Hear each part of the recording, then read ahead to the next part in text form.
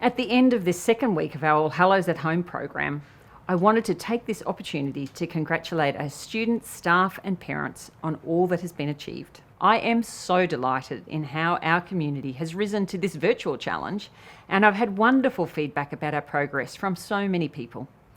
Our teachers have been telling me that they are absolutely delighted with the enthusiasm and work ethic of our girls.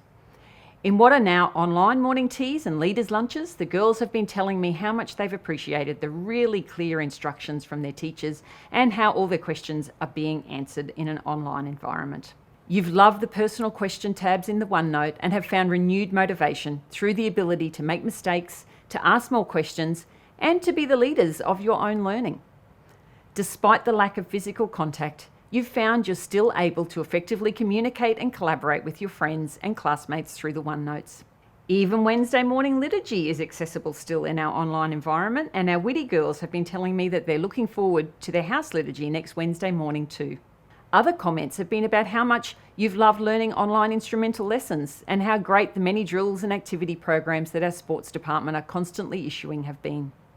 For some, the lack of distraction has really improved their output and their learning. There is loneliness, that's for sure, but the spirit of the AHS sisterhood is alive and well, and you continue to be there for each other, managing to laugh and joke with friends, even though you may not be sharing lunch together or sitting next to each other. There's still care for our community too. Letter writing replacing visits to elderly Villa Maria residents, just one of the examples of innovative mercy in action. Our parents and caregivers tell me that they're in awe of the way you are requiring very little coaxing in your learning, once you're out of bed, that is. So you're logging on and you're getting on with your learning, which is just fantastic. Many parents have also been universal in their praise for the willingness of our teaching and IT staff to quickly create workarounds for any issues in the best interests of our students' learning.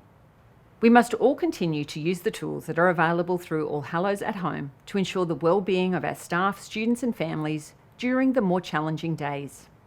I spoke last Monday about the importance of patience and gratitude, and in turning our school online, there are many ups and downs.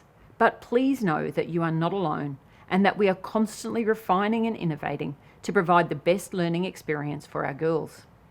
I am so grateful to our staff and our parents and caregivers for your cooperation and patience, and we partner together to support the education needs of our girls through this unprecedented time. I sincerely thank our support staff for their continued work on our many important school operations.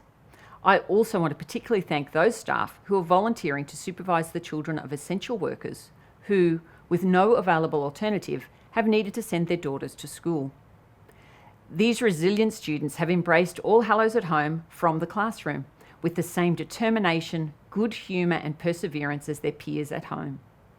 By mid-next week, we will have reached the halfway point of this online learning requirement. I know we are all waiting for May the 15th and the updated expert health advice from the Queensland Government to provide guidance on how the last 4 weeks of the term will progress. Until then, we will all continue to strive to be our blue ribbon best. We will, as our 2020 Spirit theme suggests, give our new reality our all. Together, as we always do, we will heed the advice of Catherine Macaulay, who said, "Let us take one day in hand at a time, resolve to do good today and better tomorrow." We are all in this together.